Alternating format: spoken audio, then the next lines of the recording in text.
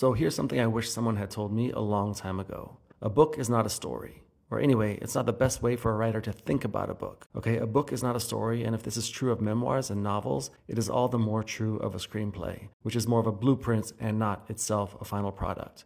I will find you. So just as a book is not a story, a script or a screenplay is not a story. So you ask, if it isn't a story, then what is it? Good question.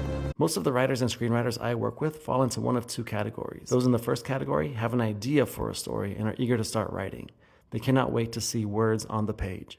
Those in the second group have a draft, or more likely, a partial draft of their project. They've put their all into it and they've gotten mired down in the treacherous swamp of narrative. And like those in the first category, they're eager to find the right words to dig their way out. But my advice, not always, but almost always, is to stop. To stop writing and to stop thinking of the problem as a problem of words. It's not. And in fact, words have little to do with it. When I say that a book is not a story or that a screenplay is not a story, I'm trying to call our attention to a kind of illusion that we all live with and that most of us, even when it is pointed out, don't really understand. Here it is. A book is not a story. A book is the most compelling version of a story. A screenplay is not a story. A screenplay is the most compelling version of a story. Now, you're probably thinking that this is a very obvious thing to say, but that's the thing about illusions. Some people see it and some don't. So indulge me and assume for a second that I'm trying to get at something not obvious. Because the number one problem that I encounter with emerging writers and screenwriters is that they don't really know their story. They don't know their story and they're using the writing process to find it or to figure it out, which by itself is fine. You may have to write it out to figure out what your story is about. But I'd argue that the process of finding a story must not be confused with the process of rendering the most compelling version of that story. To my thinking, it's the difference between launching into a baking project in order to see if you can make a macaroon and knowing what is required to make a macaroon and executing the steps accordingly. Because the question I have is, if you don't know your story, how on earth can you capture the most compelling version of it in a book or a screenplay? Now, I'm well aware of the divide between so-called planners and writers like Stephen King who dive in and write by the, quote, seat of their pants. On that point, you should absolutely do whatever works for you. The argument I'm trying to make is that whatever your approach, the goal should not be to write a story. Rather, it should be to write the most compelling version of a story. In other words, we have to separate the what of a story from the how a story is told. To better understand this, I like the metaphor of an iceberg, where 10% is visible above the water and 90% is hidden underwater.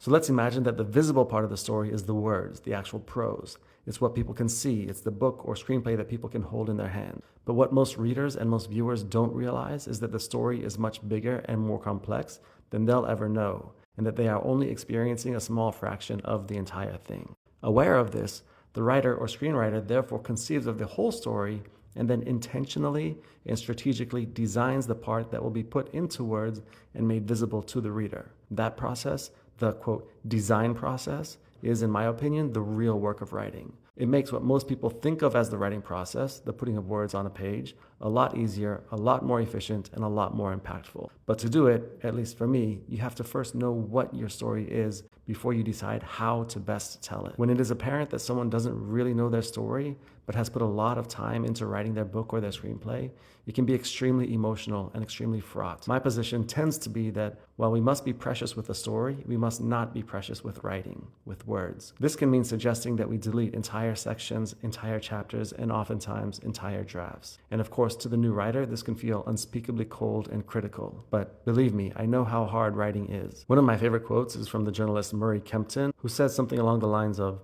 "A critic is someone who goes onto the battlefield after the war is over and shoots the survivors." Nevertheless, the writer who understands that just as the crust is not the pie, the book is not the story, has a huge advantage, because they understand that if the crust doesn't come out right the first time, it's often much more efficient to roll it up and roll it out again rather than to try to patch together a crust that, for whatever reason, is badly shaped. Okay. Let me explain. No, there is too much. Let me sum up. A book is not a story. A book is the most compelling version of a story. The process of finding a story should not be confused with the process of telling a story. The shift from finding to telling can be painful. The iceberg theory can help. As always, take and use anything that's helpful and discard anything that isn't.